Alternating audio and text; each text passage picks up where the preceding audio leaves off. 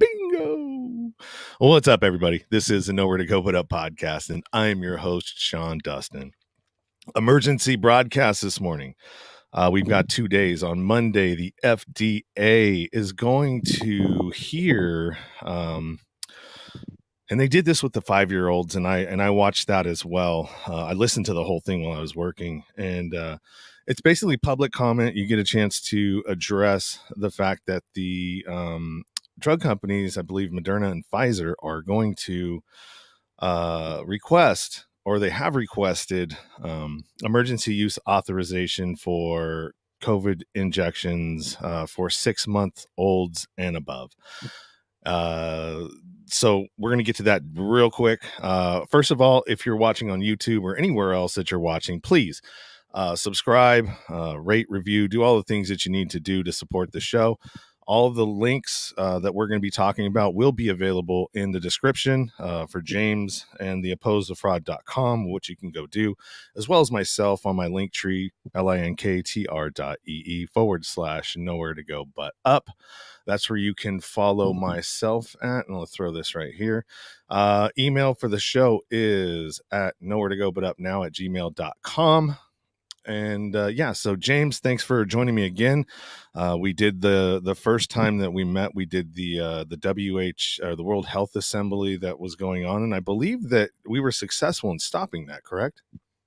Well, I'll dive right into it because I know we're going to keep this brief.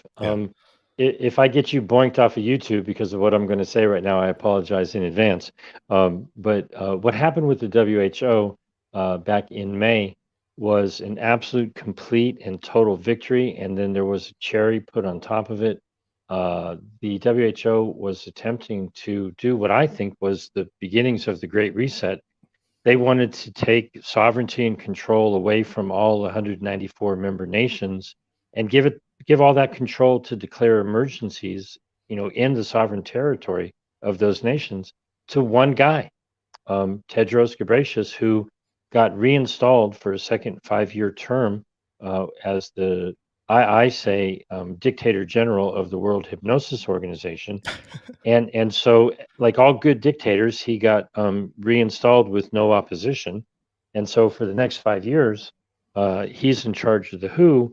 And long story short, because this is TikTok and wherever else, go to stopthewho.com, because it's kind of like being in a bad relationship with an abusive partner.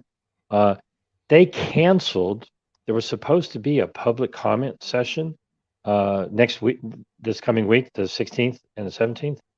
And back in April, I got wind of a comment session that, tell the WHO what you think kind of thing. I got a chance to speak for 2 minutes via Zoom to the WHO, and a number of other people that I, spread the word to were able to present their ideas. We actually got 36,000 people to comment they only gave us like 5 days notice. And on June 1st, they actually admitted that the majority of those comments said to the WHO, we don't want you to negotiate any kind of big treaty, to give you more power. And so I was prepared, right now to be talking about there's going to be another comment session next week, but they canceled it because when you give them comments that you disagree with what they're doing, their response is, well, we don't need no more stinking comments. All right. And so it was actually a blessing in disguise, because I would have been paying attention to that. But when they canceled it, I was like, okay, what else is, important? Mm-hmm. And a week ago, Friday, a little bit more than a week ago, I found on the Federal Register, which is where government agencies put their notices and such, that the FDA was going to have a double header on Wednesday the 15th. They're going to be considering Pfizer and Moderna's requests that their injectables be authorized for use in little tiny babies, 6 months to 5 or 6 years. And, I guess 3 words on that. Oh, hell no. Are we living in a period where child sacrifice to the gods of big pharma is a thing? I'm not down with that. That's, Old Testament child sacrifice is not something I'm really cool with, right? And so the evidence in the trials is absolutely crystal clear that, babies don't die from COVID. Their immune system is, still learning, and they actually learn. Their immune system gets some training and learning if they're exposed, to bacteria and viruses and things like that.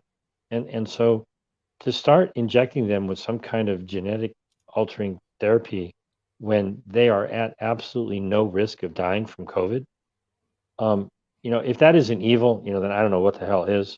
And so the deadline for commenting, uh, if you've got something that you would like to tell the FDA about in terms of this, is Eastern time in the United States, Monday the 13th at midnight, 9 p.m. Eastern Pacific time. And so go to opposethefraud.com. And here's where I blow everybody's mind. And we'll see how popular TikTok is. Um, my phone number is 310-619-3055. Well, you're quick. Look at that. It's right there. 310-619-3055. Text me, call me, Signal, Telegram, WhatsApp, put a +1 in front of it if you're from some country other than the United States. Seriously, people, I just doxed my own phone number because this is that important to me. If you have any questions, if you scroll down just a smidge on that page, you're doing the screen share, there's a handful of videos that will explain what's really going on. And then there's a green rectangle. And if you click on that, you can go tell the FDA what you think about their considering sticking some kind of ungodly soup into little babies' arms. And you're welcome to have your own opinion, but I'm against that. I don't think that's a good idea. I think that's a horrible, evil idea. And I'm 62 years old. I don't have any children, but children are just beautiful. I mean, that's our future. I plan on living for a long time, and I don't want all of the kids growing up to be messed up because they got injected with this concoction. If you disagree with me, that's your right. But if you think that that's a bad idea, speak now or suffer the consequences. So I do have a child who is almost 5 years old, will be in August, and I followed this pretty closely when they did it for the 5-year-olds, right?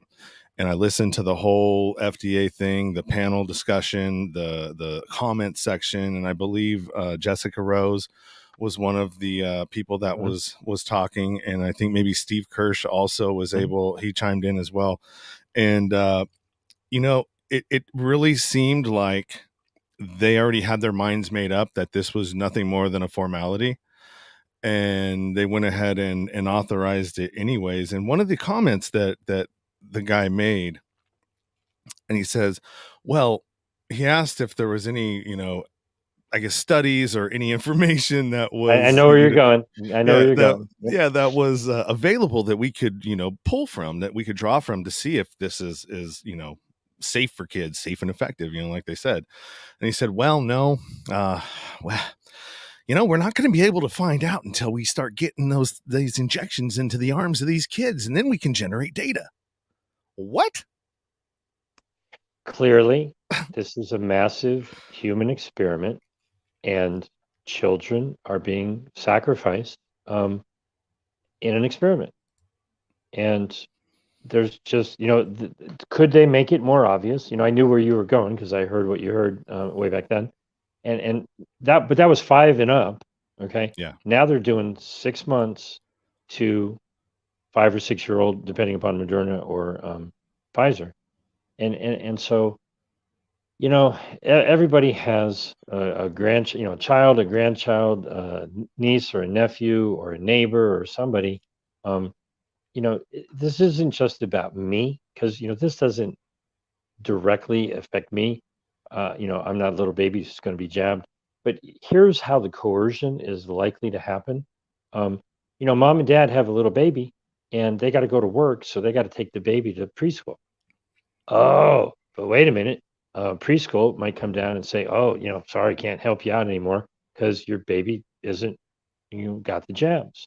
And then mom and dad are being coerced into sacrificing their little tiny baby on the altar of big pharma so that daycare can care for their child while they go to work. Now, obviously, in a perfect world, you homeschool your kid and you got a stay-at-home job, and you're with your kid all day long, and you raise them and you teach them, and you don't allow them to be part of that system. But the reality of it is, most people go to work a job, and if they have a child, they rely on daycare to take care of them. And you spend a lot of money, and you get them, to have, hopefully, there's a lot. I know people who do daycare. My neighbor used to have a daycare, but there's kids running around all the time. It can be a wonderful experience, but you gotta stick an experimental soup of genetic altering mRNA into your baby's arm 2 or 3 times so that they can go and hang out with other kids at a daycare when none of them are even remotely at risk of dying from COVID. We are talking about some special kind of evil. And uh, go ahead. Yeah, no, what I was gonna say is that there's a lot of, I mean, we've been in this for 3 years, right? Going on three. And there's been a lot of data generated. There's been a lot to pull from, opposed to early on, right? There wasn't a lot of studies. There wasn't a lot of people that were paying attention. Well, it's not they weren't paying attention; is that there wasn't enough funding to do some of the things they wanted to, because obviously there was an agenda that was being pushed out, right? What that is, and what the if it's nefarious or not, I don't know.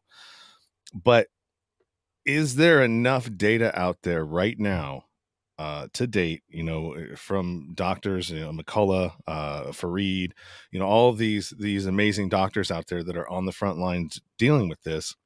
Is there enough data out there that shows that this is not safe and effective? um, if I may, let me turn that question upside down, All right. okay? Because the responsibility is not on you or I to prove that it's not safe and effective, okay?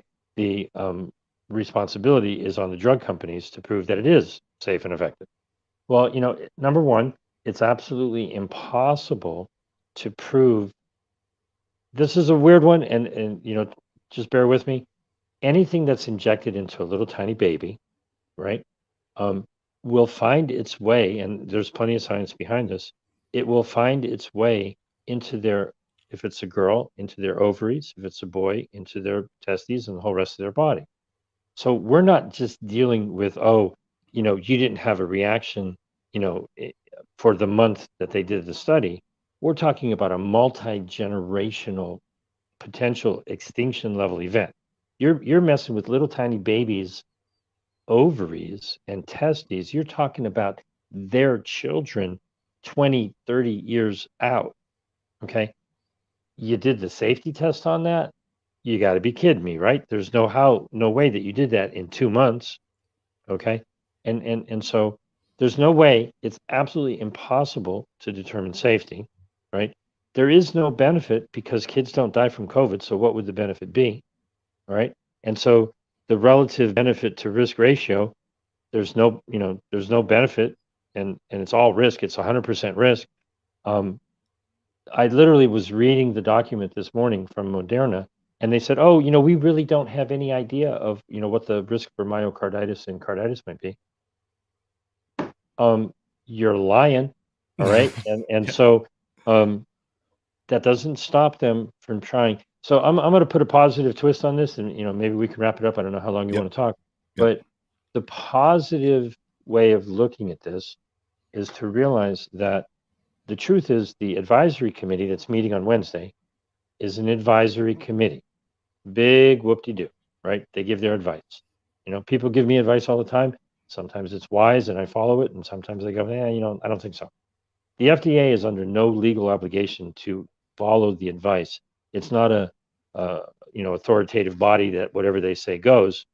Um, I am of the mindset that it is better to encourage both the advisory committee, who don't really matter, but also the chief scientist at the FDA and whomever it may be that is going to be told well, you got to write the letter as to whether or not we authorize this for emergency use. And, with my best prayers and my best Jedi mind power, and if you remember the scene from Matrix where Neo couldn't talk when he was being interrogated, right? Mm-hmm. Dear Pfizer, dear Moderna, we're so sorry, but, you have failed to show that your biological product is either safe or effective, or is even needed because all of these babies have lived for 2.5 years through this COVID thing just fine. I don't think they're in an emergency situation. So all of the criteria that the FDA is supposed to consider have absolutely not been met by the drug companies. So, sorry, Pfizer and Moderna, but we're going to have to reject your request for an authorization because you just didn't show that it was needed, beneficial, safe, and so what are you doing? Right? Get out of here. And so if if you have the opportunity to find your way to opposethefraud.com, you can click on the green rectangle and give the FDA your opinion. And they're going to live stream it on Wednesday, and you can find the link on opposethefraud.com. But don't keep this a secret, please. If you see this video, um, whatever this link is to show people this video, um, let's see if this is your biggest video in the history of whatever it is you've been doing. All right. Um, if the people who are watching this don't share it and get other people to watch it, well, bad on you. Bad on you. Because if you're censoring yourself, if you're censoring this information by not sharing it, then you're as bad as Facebook and Google and mainstream media and all the fact checkers and Snopes and all that other crazy crap. Um, take this video and make it go around the world because this affects everybody. I just got a phone call before you called from a woman in Trinidad, and they're worried about it there because if the U.S. does this, everybody else tends to follow. So Mm-hmm. we, the people, the United States of America, need to stand up, draw the line in the sand, and say, we're not going to sacrifice our children to the gods of big pharma. No. Absolutely. Absolutely. And I agree with you 100%. That's why we're putting this out there. Everybody, if you can, do me a favor and try and share this out wide and far, because I don't know about you, but I have a child that will be affected by this. And I don't think it's right. And I don't think that it's been thought through. There's not enough testing. There's way more negative. The risk is way higher than the reward on this. So do what you got to do to help us out and get this message out to everybody. James, I want to thank you for once again involving me and sharing what you know with myself and the audience. And yeah, until the next time, you and I, and if you have anything else, do me a favor and feel free to. There's always something they're doing, Oh and yeah. just one last thing, people. Silence is consent. So speak now, or deal with the consequences forever. Now is the time. The mainstream media doesn't tell you what the government is going to do to you. That's what we're doing here today. All right. They tell you, oh, look what happened. Right. This is advance warning so that you can take action and hopefully have an impact on what happens. And I trust that my prayers will be answered, and somebody at the FDA will go to work one day and they will decide to be a hero rather than a baby killer. And Mm. simple choice, well, are you pro big pharma, or are you pro cute little babies? There you go. There you have it. All right, James, hang out for just 1 second. I'm going to bring us out of here. All right, there you go. You got it. James Roguski over on Substack. Go ahead and check out the links to opposethefraud.com down in the comments, or not the comments, the description. You can check me out on TikTok at Nowhere to Go But Up. If you want to support the show, if you want to find social media, you want to find anywhere where the show is at, go ahead and go over to the link tree there, linktr.ee/ Nowhere to Go But Up. If you have any comments, questions, concerns, you like what I'm doing, you don't like what I'm doing, you want to tell me to go screw myself, fine, you can do it here at Nowhere to Go But Up now at gmail.com.